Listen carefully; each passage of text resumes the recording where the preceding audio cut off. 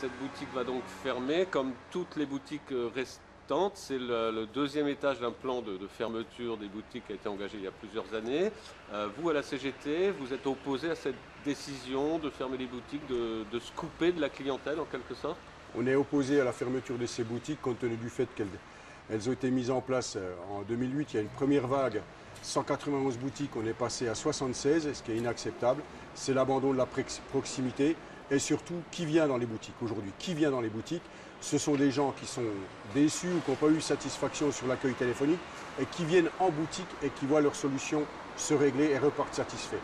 Donc un personnel très compétent, encore proche malgré tout. Et il faut penser aux personnes âgées et aux gens qui sont aux portes de la précarité. Voilà nos boutiques. Et surtout, la CGT a des propositions.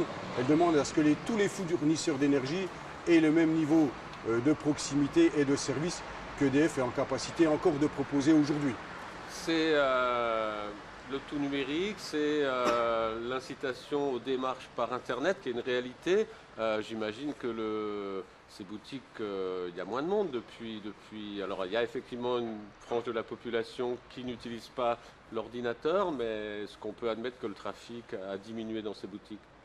Je pense que les démarches des clients ont évolué par compte tenu du fait de la numérisation. Pour autant, il y a une frange de la population qui ne s'affranchira jamais ou qui n'arrivera jamais à l'aisance au niveau de l'informatique. On voit l'évolution des téléphones, ne serait-ce qu'un téléphone aujourd'hui.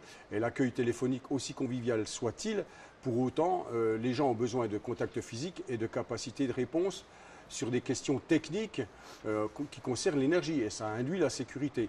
Ça induit la sécurité. Et aujourd'hui, une famille qui est sans énergie, ça pose des problèmes d'hygiène, d'éducation, de santé. Voilà. Et je pense qu'il faut maintenir un service public de l'énergie de proximité au même titre que l'éducation, la santé, le transport.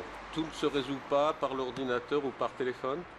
Non, tous les gens qu'on rencontre, il y a une pétition qui est largement signée par les usagers qui viennent encore à la boutique. Et ça donne espoir.